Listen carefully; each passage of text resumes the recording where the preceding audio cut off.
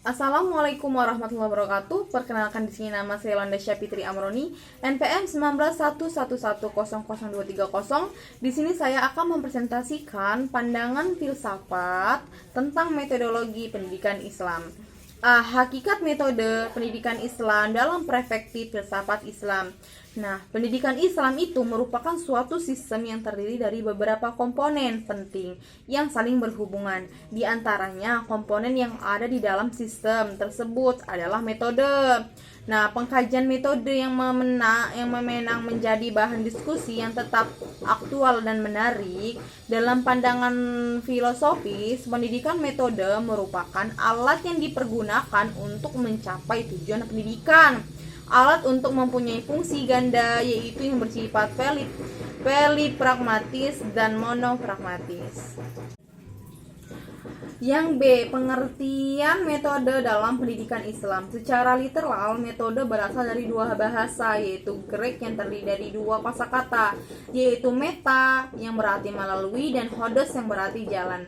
Jadi, metode jalan yang dilalui. Menurut Runes yang dikutip oleh Muhammad Norsyam secara tertulis menerangkan bahwa metode itu adalah yang pertama, suatu proses yang dipakai untuk mencapai suatu tujuan. Yang kedua, suatu teknik untuk mengetahui yang dipakai dalam proses mencari ilmu pengetahuan dari suatu materi tertentu. Yang ketiga, suatu ilmu yang merumuskan aturan-aturan dari suatu prosedur. Jadi, metode filsafat pendidikan Islam dapat diartikan sebagai jalan atau cara untuk dapat memecahkan masalah problematika pendidikan umat Islam dan berlanjut memberikan arah dan tujuan yang jelas terhadap pelaksanaan pendidikan umat Islam. Yang C. Fungsi metode filsafat pendidikan Islam. Tentang fungsi metode secara umum dapat dikemukakan sebagai pemberi jalan atau cara yang sebaiknya mungkin bagi pelaksanaan operasional dari ilmu pendidikan tersebut. Sedangkan dalam konteks lain, metode dapat merupakan sarana untuk menemukan, menguji, dan menyusun data yang diperlukan bagi pengembangan disiplin suatu ilmu. Nah, filsafat pendidikan Islam sebagai bagian atau komponen dari suatu sistem, ia memegang dan mempunyai peranan tertentu pada sistem, di mana ia merupakan bagian sebagai cabang ilmu pengetahuan. Maka, ia berperan dalam pengembangan ilmu pengetahuan yang menjadi induknya. Dengan demikian, peranan filsafat pada pendidikan Islam menyetujui kedua arah, yaitu ke arah pengembangan konsep-konsep filosofis daripada pendidikan Islam yang secara otomatis akan menghasilkan teori-teori baru dalam pendidikan Islam tersebut. Yang D itu ada metode-metode filsafat pendidikan Islam. Filsafat Islam dalam memecahkan berbagai masalah yaitu problematika pendidikan Islam itu ada beberapa metode yang digunakan, yaitu yang pertama metode kontemplasi dan spekulasi.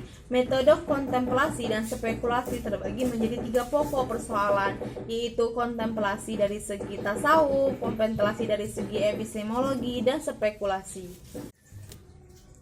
Nah, sedangkan kontemplasi dari segi tasawuf atau yang disebut dengan mistik disebut dengan meditasi sebagai ilmu yang lebih tinggi karena intuisi dalam memecahkan satu persoalan. Nah, sedangkan kontemplasi dari segi epistemologi adalah perenungan, artinya memikirkan sesuatu hal bersifat abstrak tanpa keharusan adanya kontak langsung dengan objeknya. Nah, sedangkan spekulasi adalah perenungan dengan pikiran yang tenang, kritik, dan reflektif atau thinking.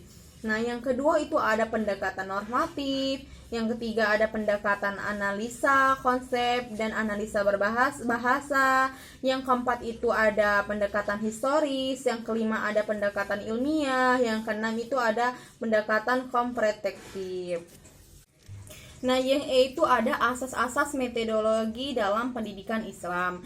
Nah, asasnya itu ada 4. Nah, asas metodologi pendidikan Islam itu diantaranya ada asas agamis, yaitu maksudnya bahwa metode yang digunakan dalam pendidikan Islam haruslah berdasarkan pada agama yang dilandasi dengan nilai-nilai Al-Quran dan hadis. Nah, yang kedua itu ada asas biologis. Perkembangan biologis manusia mempunyai pengaruh dalam perkembangan intelektual. Nah, yang ketiga itu ada asas psikologis perkembangan dan kondisi psikologis peserta didik. Nah, akan memberikan pengaruh yang sangat besar terhadap penerimaan nilai pendidikan dan pengetahuan yang dilaksanakan dalam kondisi yang labil.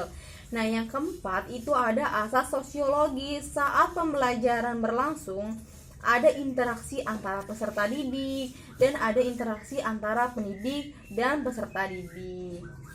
Itu ada macam-macam metode dalam pendidikan Islam. Sebagai umat yang telah dianugerahi Allah kitab Al-Quran yang lengkap dengan petunjuk yang meliputi sebuah aspek kehidupan yang bersifat universal, sebaiknya menggunakan metode mengajar dalam pendidikan Islam yang prinsip dasar dari Al-Quran dan hadis. Di antara metode-metodenya yaitu metode ceramah, tanya jawab, diskusi, metode pemberian tugas, metode demokrasi, metode eksperimen, dan lain-lain.